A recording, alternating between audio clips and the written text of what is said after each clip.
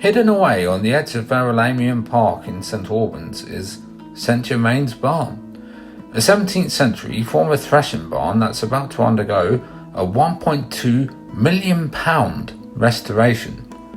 OVO plans to turn it into a new theatre with support from some of Britain's best known actors. I went behind the scenes to find out more. We're looking right behind me, a barn, which was first mentioned, we think, in 1649. So they were standing in 1649, and to the right here, to my right here, if you want to just point the camera, you'll see the pavilion. And the intention is that we're going to make a theatre out of the barn and front of house and accommodation for the actors in the pavilion.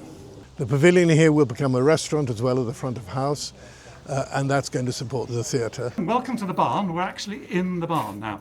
Now, do you know what sort of barn this is? Any experts on barns here? No? Well, it's a threshing barn. Now, what would happen is there would be two entrances, this entrance or that entrance or exit.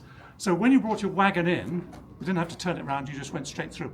And you would unload your grain into the bays either side. So that's how it worked. And then they would thresh the grain and it would have gone to the farm. So it was part of the farm. The barn itself probably started losing as a threshing barn in the 19th century when cheap American corn was coming in.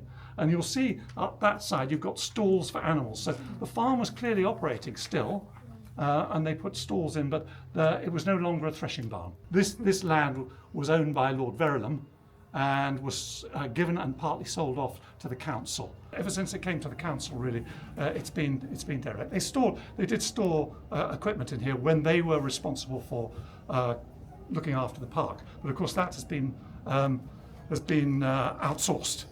So they don't have, there's no grass cutting or anything kept here, but they did use it for storage at one time. So it was being used, but not very well looked after, as you can tell. We have now got a lease from the council. So we're ready to go at last on this building. And it's really a matter of getting the timing right. So what we'll have to do is this partition will have to come out, and we've got permission to do that. And obviously the stalls, which are much later and of no historic interest, they'll all go. And this space here, we're going to try and use it flexibly, so audiences will sit around it. And it's not just going to be used as a theatre for OVO.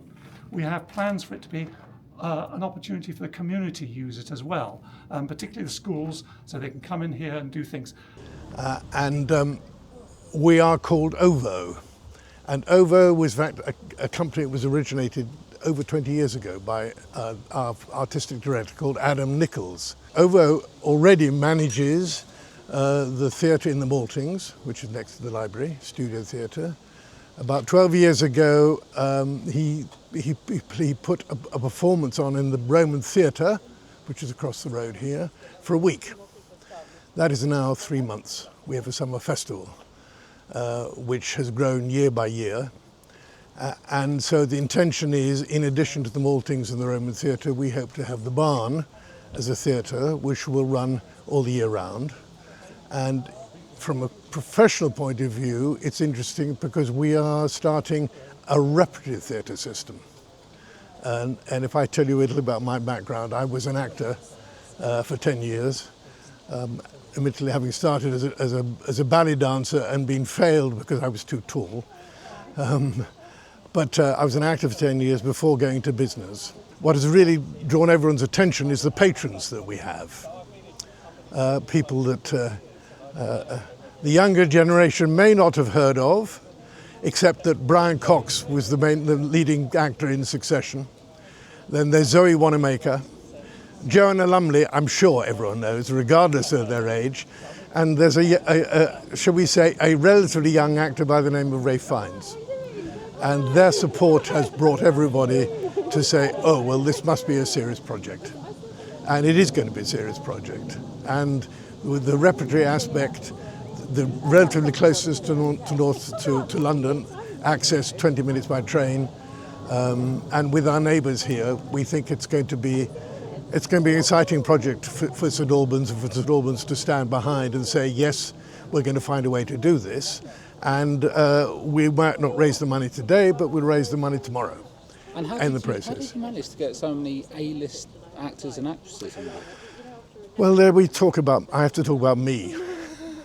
I have 3 claims to fame as an actor, one of which was Vanessa Redgrave was my leading lady in an adaptation of Daniel Deronda, in which I played Daniel Deronda and she played Gwendolyn Harleth. I made a film, the last shot of which is me and Ava Gardner flying off into the sunset. And the third is when I finished my professional career, I was one of only 40 actors in the National Theatre when the year before there'd been 130. So if you like to say, it was through my connections. Brian, I met in my first job at the Birmingham Rep. Zoe, I met when I was up in Manchester, and this young girl came up, and our daughter's called Zoe after her. Joanna Lumley was also ran in the film that I was in, and Ray Fiennes happened to when he was at RADA, he happened to live in our basement. Wow.